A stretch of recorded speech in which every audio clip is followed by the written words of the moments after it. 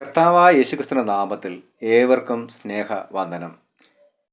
ഇന്നത്തെ ചിന്താവിഷയം വ്യവസ്ഥിതികളെ വെല്ലുവിളിക്കുന്ന ദൈവവചനം എന്നുള്ളതാണ്. മനുഷ്യ സമൂഹം പലതരത്തിലുള്ള രീതികൾ, ഘടനകൾ, ശീലങ്ങൾ എന്നിവയുമായി അനുരഞ്ജനപ്പെട്ടും പൊരുത്തപ്പെട്ടും പോകുവാനായി ശ്രമിക്കാറുണ്ട്. പലരും തങ്ങൾ പിന്തുടരുന്ന രീതികൾ ശരിയാണോ തെറ്റാണോ എന്ന് വിവേചിക്കാതെയാണ് ഇപ്രകാരം ചെയ്യുന്നത്. നിലവിലുള്ള രീതികൾ സൗകര്യപ്രദമാണെങ്കിൽ അത് മാറ്റുവാനോ അതിനെതിരെ ചോദ്യങ്ങൾ ഉന്നയിക്കുവാനോ ആരും ശ്രമിക്കാറില്ല. നിലവിലുള്ള വ്യവസ്ഥിതികൾക്കെതിരെ ചോദ്യങ്ങൾ ഉന്നയിക്കുമ്പോഴാണ് മാറ്റങ്ങൾക്ക് തുടക്കമിടുന്നത്. എന്നാൽ ഇത്തരം സമീപനങ്ങൾ ഒരുതരം അസഹിഷ്ണുത ഉണ്ടാക്കാറുണ്ട്. വേദപുസ്തകം പഠിക്കുമ്പോൾ ദൈവശബ്ദം ഇത്തരം മാറ്റമില്ലാത്ത അതും തുടരുന്നതുമായ തെറ്റായ വ്യവസ്ഥയ്ക്കെതിരെ പ്രതികരിക്കുന്നതായി നാം കാണുന്നു. ചരിത്രത്തിലൂടെയുള്ള ദൈവത്തിൻ്റെ പ്രവർത്തനവും ഇടപെടലുകളും ഇത് വ്യക്തമാക്കുന്നു. പ്രവചന പുസ്തകങ്ങൾ നിലവിലുള്ള വ്യവസ്ഥിതികൾക്കെതിരെ പ്രതികരിക്കുന്ന ദൈവത്തിൻ്റെ ശക്തമായ വാക്കുകളെയാണ് പ്രകടമാക്കുന്നത്. ദൈവിക ലക്ഷ്യങ്ങളിലേക്കും മാർഗങ്ങളിലേക്കും തിരിച്ചു വരുവാനുള്ള ശക്തമായ ആഹ്വാനമാണ് ഇവിടെ ദർശിക്കപ്പെടുന്നത്. നൽകപ്പെട്ട പാഠഭാഗങ്ങളെ ആസ്പദമാക്കി ഈ വിഷയം നമുക്ക് ചിന്തിക്കാം. ഒന്നാമത്തെ ചിന്ത, ദൈവവചനം വിസ്മരിക്കപ്പെട്ട സത്യങ്ങളെ ഓർമ്മപ്പെടുത്തുന്നു. ദൈവവചനം വിസ്മരിക്കപ്പെട്ട സത്യങ്ങളെ ഓർമ്മപ്പെടുത്തുന്നു. 2 രാജാക്കന്മാരുടെ പുസ്തകം 22-ാം അധ്യായം 1 മുതൽ 13 വരെയുള്ള വാക്യങ്ങളിൽ യഹൂദ രാജാവായിരുന്ന യോശിയാവ് തൻ്റെ രാജ്യത്തിൽ ആത്മീയപരമായി നിലവിലുണ്ടായിരുന്ന രീതികളെ ദൈവവചനത്തിൻ്റെ അടിസ്ഥാനത്തിൽ മാറ്റുവാൻ ശ്രമിക്കുന്നതിനെക്കുറിച്ചാണ് പറഞ്ഞിരിക്കുന്നത്. യോശിയാവ് വെറും 8 വയസ്സ് മാത്രം പ്രായമുള്ളപ്പോൾ രാജാവായിരുന്ന വ്യക്തിയായിരുന്നു. അദ്ദേഹത്തിൻ്റെ പിതാവായിരുന്ന ആമോൻ ദൈവത്തിന് അനിഷ്ടമായത് പ്രവർത്തിച്ചു. 26-ാം വയസ്സിൽ രാജാവായിരുന്ന ആമോൻ രാജാവിൻ്റെ ഭരണകാലഘട്ടം വെറും 2 വർഷമായിരുന്നു. തൻ്റെ ഭൃത്യന്മാർ രാജാവിനെതിരെ കൂട്ടുകെട്ടുണ്ടാക്കി അദ്ദേഹത്തെ കൊന്നുകളഞ്ഞു. വർഷങ്ങളായി വിഗ്രഹാരാധനയും തെറ്റായ ജീവിതശൈലികളും രീതികളും ഇസ്രായേൽ ജനം പിന്തുടർന്നിരുന്നു. ദൈവവചനം ജനത്തിന് ലഭ്യമായിരുന്നില്ല. യോശിയ രാജാവിൻ്റെ വാഴ്ചയുടെ 18-ാം ആണ്ടിൽ അദ്ദേഹം ശാഫാൻ എന്ന വ്യക്തിയെ അന്നത്തെ മഹാപുരോഹിതനായിരുന്ന ഹിൽക്കിയാവിൻ്റെ അടുക്കലേക്ക് ദൈവത്തിൻ്റെ പുനരുദ്ധാരണ പ്രവർത്തനങ്ങൾക്കും ദൈവാലയത്തിൻ്റെ ഭണ്ഡാരത്തിൽ സൂക്ഷിച്ചിരുന്ന ദ്രവ്യം എണ്ണി തിട്ടപ്പെടുത്തുന്നതിനും ഉപയോഗിക്കുന്നതിനുമായി അയക്കുന്നു. മഹാപുരോഹിതൻ ദേവാലയത്തിന് ലഭിച്ച മോശയുടെ ന്യായപ്രമാണം ശാഫാന്റെ കയ്യിൽ കൊടുക്കുന്നു. ശാഫാൻ അത് വായിക്കുകയും തുടർന്ന് രാജാവിനെ വായിച്ച് കേൾപ്പിക്കുകയും ചെയ്യുന്നു. ന്യായപ്രമാണ പുസ്തകത്തിലെ വാക്യങ്ങളെ കേട്ടിട്ട് രാജാവ് സ്തബ്ധനാകുകയും തൻ്റെ വസ്ത്രം കീറുകയും ചെയ്തു. തൻ്റെ രാജ്യത്ത് നിലവിലിരുന്ന പല വ്യവസ്ഥിതികളും ദൈവവചനത്തിന് അനുസരണമല്ല എന്ന് യോശിയ രാജാവ് മനസ്സിലാക്കി. തുടർന്ന് ദൈവത്തോട് അരുളപ്പാട് ചോദിക്കാനായി ഹുൽദാ പ്രവാചിയുടെ അടുക്കൽ ആളയക്കുകയും ദൈവം ദേശത്ത് വരുത്തുവാനിരിക്കുന്ന അനർത്ഥങ്ങളെക്കുറിച്ചും ശിക്ഷാവിധികളെക്കുറിച്ചും മനസ്സിലാക്കുകയും ചെയ്തു. തുടർന്ന് രാജാവ് തൻ്റെ രാജ്യത്തെ സകലരെയും ദേവാലയത്തിൽ വിളിച്ചുകൂട്ടി ന്യായപ്രമാണ പുസ്തകത്തിലെ വാക്യങ്ങളെ അവർക്ക് മുമ്പിൽ വായിച്ച് കേൾപ്പിച്ചു. ദൈവവചനം ശ്രവിച്ച രാജാവും ജനങ്ങളും ദൈവത്തിൻ്റെ കൽപ്പനകളും സാക്ഷ്യങ്ങളും ചട്ടങ്ങളും പ്രമാണിക്കുമെന്ന് ദൈവമുമ്പാകെ സത്യം ചെയ്തു. ദേശത്തിലെ സകല വിഗ്രഹ ആരാധനയും അനാചാരങ്ങളെയുമെല്ലാം പൂർണ്ണമായി നീക്കിക്കളയുകയും ന്യായപ്രമാണ പുസ്തകത്തിൽ എഴുതിയിരുന്നത് പ്രകാരം ദൈവത്തിന് പെസഹ ആചരിക്കുകയും ചെയ്തു. ഇപ്രകാരം ദൈവവചനത്തിൻ്റെ അടിസ്ഥാനത്തിൽ രാജ്യത്തിൽ നിലനിന്നിരുന്ന വ്യവസ്ഥിതികളെ മാറ്റി ദൈവഹിതത്തിന് അനുസരണമായി ക്രമീകരിക്കപ്പെടുന്നു. യോശിയ രാജാവിൻ്റെ കാലത്തുണ്ടായിരുന്ന തെറ്റായ വ്യവസ്ഥിതികൾ ആത്മീയപരമായ തളർച്ചയുടെ ഫലമായിട്ട് ഉണ്ടായതായിരുന്നു.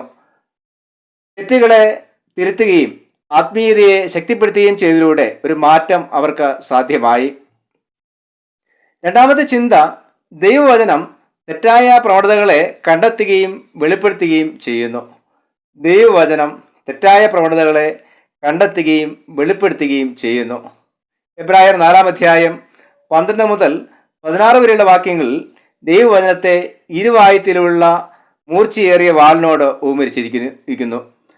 അത് പ്രാണനെയും ആത്മാവിനെയും സദ്യമജ്ജകളെയും വേർവിടുവിക്കും വരെ തുളച്ചു ചെല്ലുന്നതും ഹൃദയത്തിലെ ചിന്തനങ്ങളെയും ഭാവങ്ങളെയും വിവേചിക്കുന്നതുമാകുന്നു എന്ന് രേഖപ്പെടുത്തിയിരിക്കുന്നു.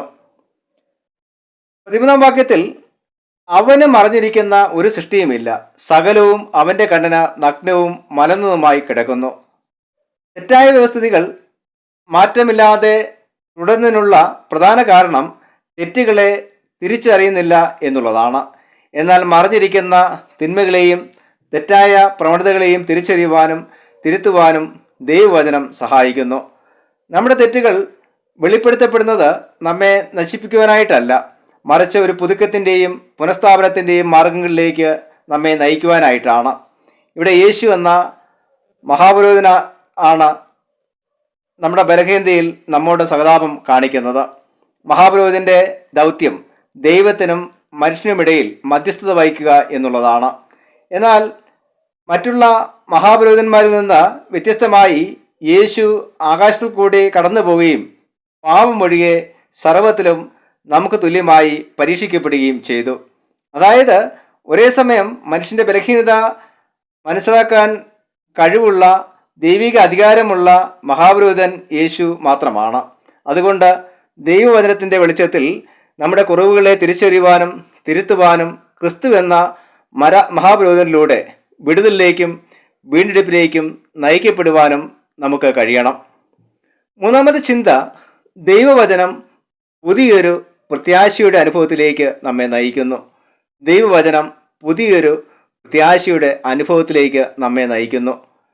ലൂക്കോസ് 1 അധ്യായം 67 മുതൽ 80 വരെയുള്ള വാക്യങ്ങളിൽ യോഹന്നാൻ സ്നാപകന്റെ അപ്പനായിരുന്ന സെക്കരിയാവിൻ്റെ സ്തുതികൃതങ്ങളാണ് വർണ്ണിച്ചിരിക്കുന്നത്.